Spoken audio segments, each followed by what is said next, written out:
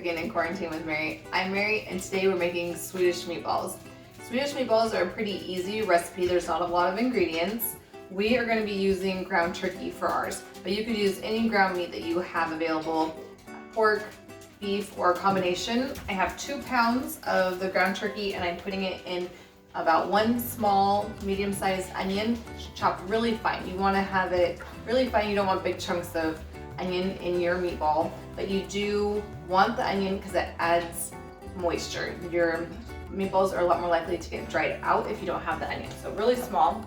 So we're gonna put our meat in here, our ground turkey. Then we're gonna add seasoning. And my go-to seasoning always is seasoning salt, garlic, and pepper, and that's what we're using today. And then we're gonna put in breadcrumbs. These are just plain breadcrumbs, but you could use panko breadcrumbs. Panko is just bigger, kind of crunchier, whatever breadcrumbs you have. Also, if you already have seasoned breadcrumbs, you could use those. This isn't like an Italian dish, but a lot of breadcrumbs come like Italian seasoning. That's fine. And then I have 1 egg and 1 egg yolk. The eggs help bind everything together. The egg yolk gives it a little bit more richness, but also adds the binding. So I could try to get this all mixed together using my handy dandy spatula here, but we're not gonna do that. We're gonna go old school, clean hands, and get it all mixed together. So you don't wanna over mix your mixture. You just want it to come together. If you try to mix too much, then you end up with a tough meatball. So we're just getting it all mixed together. We're gonna fry these in our frying pan. And when you put them into your frying pan, you wanna make sure that you don't overload the frying pan. You wanna give each meatball room to breathe and to cook correctly. So if you have to do 2 separate cooking, batches, that's fine. Or if you can run 2 frying pans at once, you could do that as well. We're not gonna do that. We'll just do 2 if we need to. I have a really big frying pan. I have the family size frying pan. So you're gonna take and make little tiny meatballs of each one. I have a tiny bit of oil in there. Just pretty small, not too big. They cook faster when they're smaller. And we're gonna get a whole bunch of these in this frying pan, and we'll come back and show you what they look like, all nice and crispy and fried. You're gonna fry each side, and this is turkey, so you wanna make sure that you cook it long enough. You don't wanna, get anybody sick, but we do have a meat thermometer. That's always a good thing to have.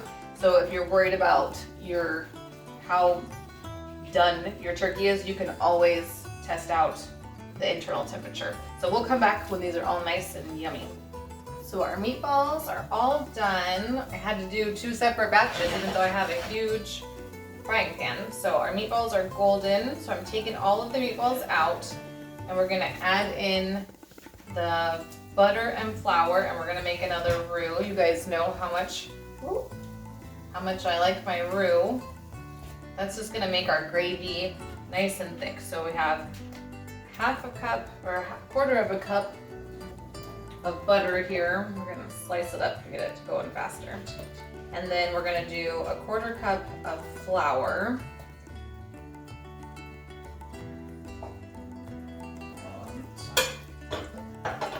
We're not gonna season our roux at all today. I usually put some type of seasoning in here, but we are gonna be using beef stock. Beef stock has a lot of flavor, and that's what makes this the gravy so good, is the beef stock. So I know I'm using turkey, but I'm still going to use the beef stock. It just has a different flavor, a better flavor for what we're going for. So we're gonna let this cook for a sec. Get all those yummy bits on the bottom of the pan there, in with our gravy. You can have this with noodles or rice. I think we'll probably have it with rice today, and we're gonna do some roasted broccoli. But either way, it's really good. Have something to pour that gravy over the top of. So we're gonna let this cook for just a tiny bit longer. We're also gonna be putting in sour cream into the gravy, so it makes it so creamy. So we're not doing a huge roux. like normal. Usually we use like half a cup of butter and half a cup of flour. They were using about half that because we're going to be putting the sour cream in, and that adds a lot of richness and it makes it nice and creamy on top of it. So put our beef stock in. And remember, you want to just keep stirring. Stir, stir, stir. Once this comes up to a little bit of a boil and starts getting thick, then we'll put our sour cream in, and I'll come back and show you what that all looks like. All right, our sauce is all done. We had our roux and our beef broth and some sour cream, and it's all nice and bubbly. We are gonna add back in our meatballs and let them warm up just for a second. They like to roll away, evidently. And then I already have all my roasted broccoli ready. I thought you might want to see that. I just put it in the oven at 425 degrees for about 15 minutes with a little bit of oil, salt, and pepper. And then the very last minute I threw on some Parmesan cheese. So that's gonna go yummy with our meatballs here. Put it all in the pot. Let them warm up. I'll dish us up a plate in just a second. So our meatballs have hung out for a few minutes and gotten nice and warm. So we're gonna dish up with our broccoli here. So I hope that you enjoy some Swedish meatballs. Thanks for spending some quality quarantine cooking time with me.